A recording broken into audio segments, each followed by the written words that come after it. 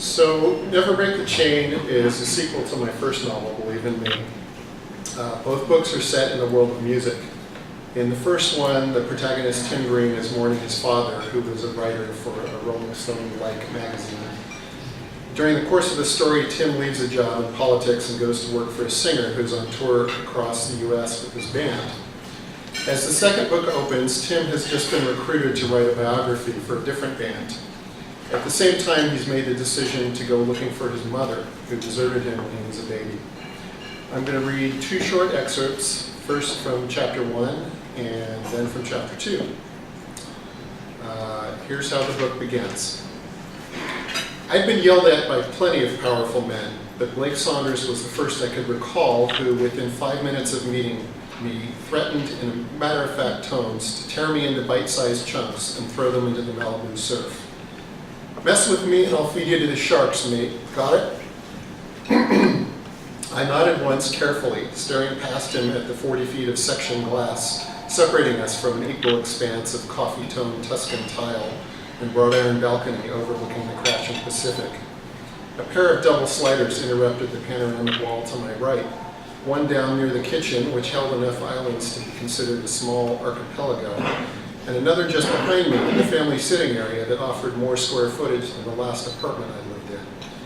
I was once again a 28-year-old lost boy, so far out of my element I wasn't sure I'd ever find my way back. That's not why I'm here, Mr. Saunders. And enough with that rubbish. The name's Blake. He was staring at me now, dark eyes boring in from the midst of the only light area of his entire being, arranged as it was, burnished waves of dark brown hair falling past his shoulders, darker beard with gray frosting beginning to halo his strong chin, a blood-red long-sleeved tee and black jeans surrounding a stout yet still firm middle-aged torso. His arms were crossed defiantly, both hands hidden under bulging forearms. Despite being a couple of inches shorter than me, around 5'11", he took up infinitely more space in the room. Sure, you got it, Blake. Easy, accommodating, working to manage the temperature of the conversation. It was an old skill born of an old life, offering my counsel to mercurial political types. I crossed over into a new life in the past year, but that instinct, that reflexive urge to calm the waters around me, had never left me. Without warning, Saunders spun and power walked the length of the room to the kitchen, yanking a sweating bottle of microbrew from a massive stainless steel fridge that, along with a matching 6-burner commercial-grade range, dominated the far wall. So, he called across the open expanse, Reg says you're it, the only guy for the job.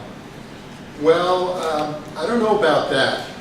Levering the enormous steel door shut, he strode back towards me, bearing down steadily to finish 5 feet away. He cocked his head to the right and raised the corresponding eyebrow, leaving it up like a trigger waiting to be pulled. So Reg is full of shit. No, it's just that you're just some clever sod who talked his way into my house to stare at the knickknacks. No, not at all. I'm just, do you want the job or not? Absolutely. I worked hard to make those 4 syllables as convincing as the 2-minute monologue I had prepared that was clearly never going to be delivered in this man's presence. And now I'm going to jump ahead into the middle of chapter 2. My father had told me this story 4 or 5 times over the years when I'd asked. The essential elements were always the same. He'd been assigned to cover a New Year's Eve show headlined by Bob Seger. As he took notes from the 3rd row, a figure caught his eye dancing in the aisle. A dirty blonde, sundressed wood nymph of a girl, swaying and spinning in a world all her own, a scarf trailing around her like an eel circling coral.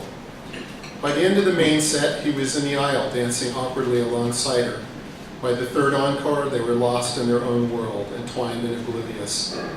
The next morning, she had slipped away, not to return for 11 months, until the day she rang his doorbell and tried to hand me over to him. I had never seen my mother again, could not, in fact, remember ever seeing her at all. I had wondered about her from time to time, of course, in that sort of abstract, detached way kids think about things that are confusing to them. The other kids have moms, why don't I? But I didn't. I had a father who did and was everything, nurturer and discipliner, breadwinner and Band-Aid applier. I knew nothing else, and so it became my normal. Some kids had two parents. I just had my dad. For 28 years, that was that. Until I found the picture. In the back corner of the closet in the sunny downstairs bedroom he'd converted into his office was a box of personal papers. Bank statements, insurance bills, paycheck stubs, and blotted folders of correspondence. One summer day, a couple of weeks before Blake Saunders entered my life, as I hit the 3/4 mark of clearing through the box, I found a dog-eared envelope, unsealed and with no label. Inside was a single faded and slightly yellow black and white photo, a copy of an image that had long since burned itself into my memory. The picture is full of movement at the edges, arms and hair and other blurry shapes gyrating to unheard music, as the camera's eye looks down a row of fans on the arena floor. At the center of the image, a lithe figure is frozen, arms over her head, and 3/4 profile, facing diagonally towards the unseen stage to the right. Her eyes and mouth are open, and she wears an expression of almost delirious joy. High in her chest hangs a pendant on a leather thong necklace, some vaguely Celtic symbol, a tri-petaled blossom whose lines keep looping back on themselves.